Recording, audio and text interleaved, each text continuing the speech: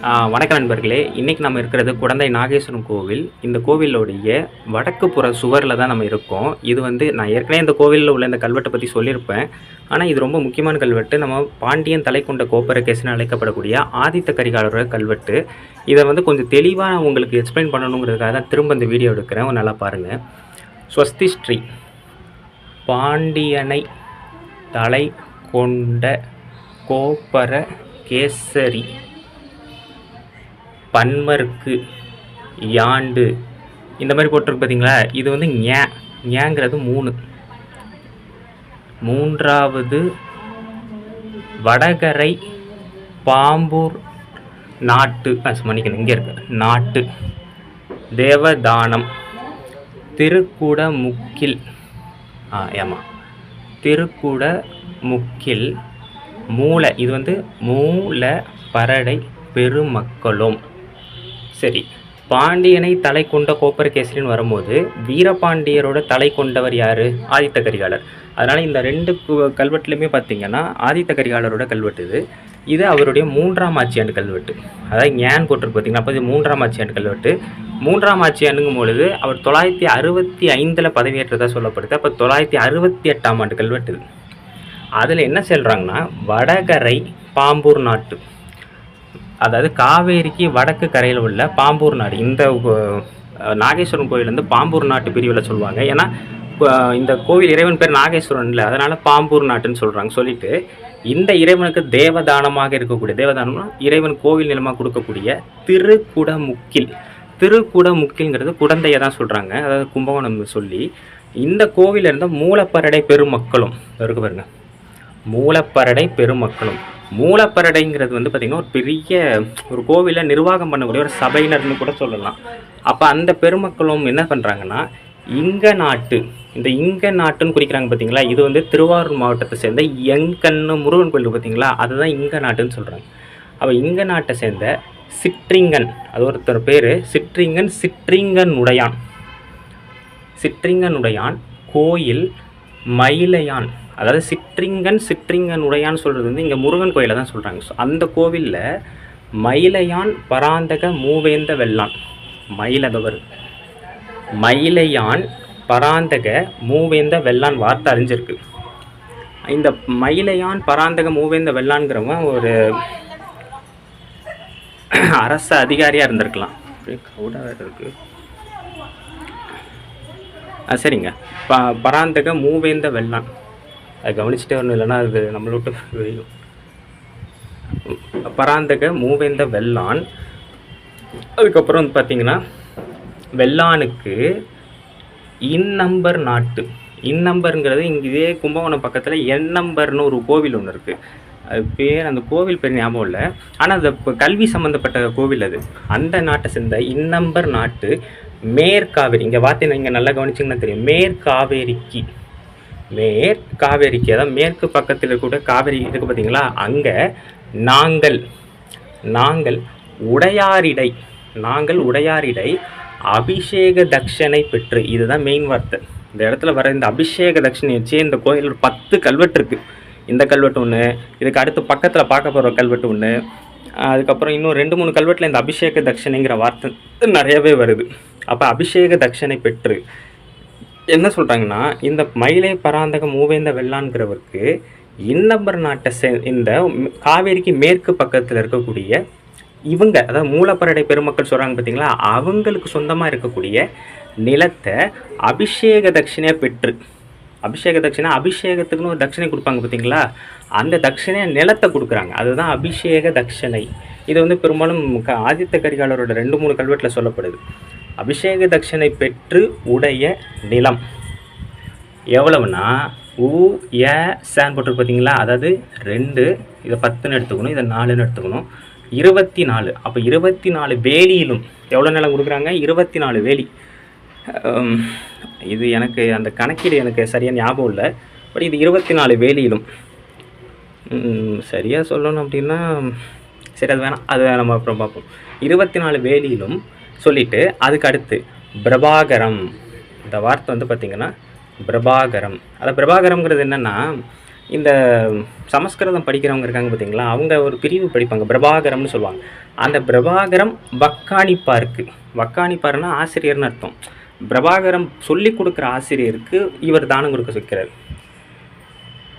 அதுதான் சொல்லிட்டு பட்ட பாருங்க விருத்தியாக, பட்ட விருத்தியாக இவ்வூரிலே விற்று கொடுத்த, அது ஒரு வார்த்தை அழிஞ்சு போயிருக்கு. அதுக்கப்புறம் வார்த்தை அழிஞ்சு போயிருக்கு. இது பாருங்க, அந்த பட்ட விருத்தியாக யாருக்கு? அந்த பிரபாகரம் சொல்லி கொடுக்குறாங்க பாருங்க, அவருக்கு பட்ட விருத்தியாக, அதாவது பெரும் நிலமா, அதுதான் பட்ட விருத்தியாகன்னு சொல்லி அதே ஊரில் விற்று கொடுத்த இன்னொரு நிலம் எவ்வளோன்னா, அது வார்த்தை அழிஞ்சிருக்கா, விற்று கொடுத்த இங்கே நிலம் தான் வர வாய்ப்பு இருக்குது. இந்த இடத்துல இரண்டேன்னு வார்த்தை வருது. இரண்டு மாவுக்கும். அப்போ இரண்டு மானா 4 மாவாக இருந்திருக்கு அர்த்தம். ஒரு மாங்கிறது 100 குழிங்கிற அர்த்தத்தில் 2 மான்னு சொல்லும் போது 4 மாவாக இருந்திருக்கும். சரிங்களா? 2 மாவுக்கும். எனக்கு நம்ம வார்த்தை கையை வச்சுட்டே வரணும், இல்லைன்னா எங்கே விட்டோன்னே தெரியாது. அதுக்கப்புறம் எல்லை, இப்போ எல்லையை சொல்கிறாங்க. எல்லை கீழ்பார்க் எல்லை, கிழக்கு எல்லை. அந்த கிழக்கு எல்லையில் என்னென்ன இருக்குது அப்படிங்கிறத ஒன்று ஒன்றா சொல்லிட்டு வராங்க. சொல்லிட்டு இந்த இடத்துல தான் என்ன பண்ணுறாங்க, பாருங்க, சா போகமாக. அப்போ இந்த இடத்துல லாங்கிற வார்த்தை அழிஞ்சு போயிருக்கு. சாலா போகம்னு அர்த்தம்.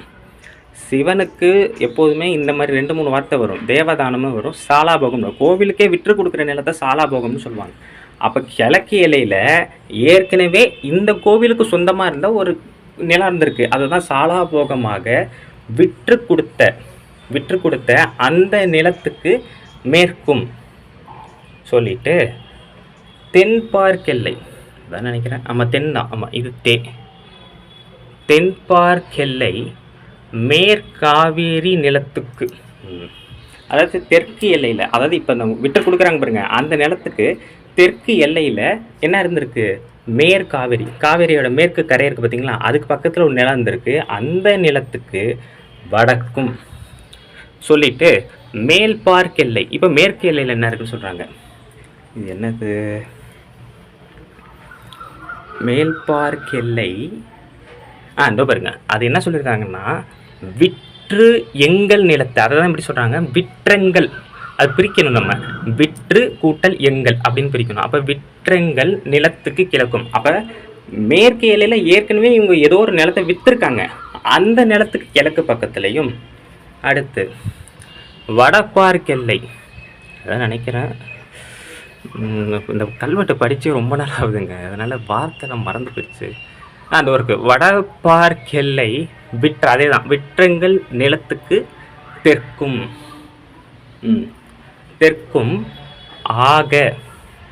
ஆக இவ்விசைத்த பெரு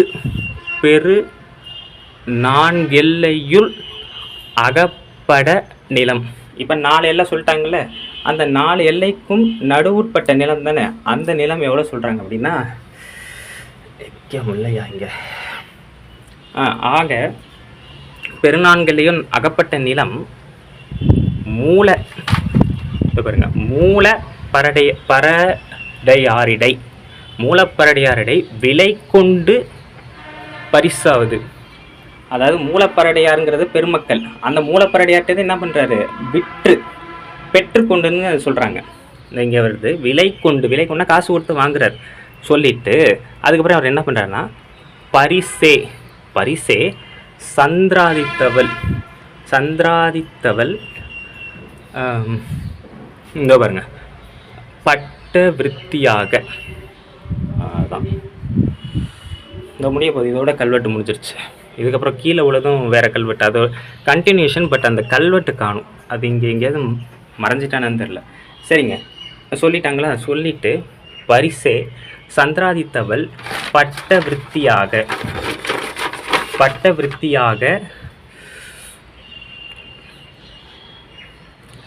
அதை பாருங்க, பட்ட விருத்தியாக வச்சேன். யார் வச்சாரு, பராந்தக மூவேந்த வெள்ளானான. அதுக்கப்புறம் அந்த ஆளுக்கு ஏதோ ஒரு பேர் இருந்திருக்கு போலக்கு. இது 1000 திருவடி, அதான் முற்றுப்பா நல்லது, திருவடி முடையார் ரக்ஷை. அப்போ இந்த தர்மத்தை யார் பாதுகாக்கணும்னு சொல்கிறாரு? 1000 திருவடி முடையார் என்ன பண்ணணுமா? ரக்ஷை, அதாவது அவர் பாதுகாக்கணும்னு சொல்லி இத்தர்மம் பராந்தகனன் லேகா அப்படின்னு சொல்கிறாங்க. இந்த தர்மத்தை கொடுத்தவர் பேர் என்னது? பராந்தகனன் அப்படின்னு சொல்கிறாங்க. இது ஆதித்த கரிகாலரோட ஒரு கல்வெட்டு. அடுத்த கல்வெட்டை இன்னும் கொஞ்சம் நல்லா தெளிவாக படிச்சுட்டு அப்புறமா சொல்கிறேன். இது முதல் பகுதியாக இருக்கட்டும்.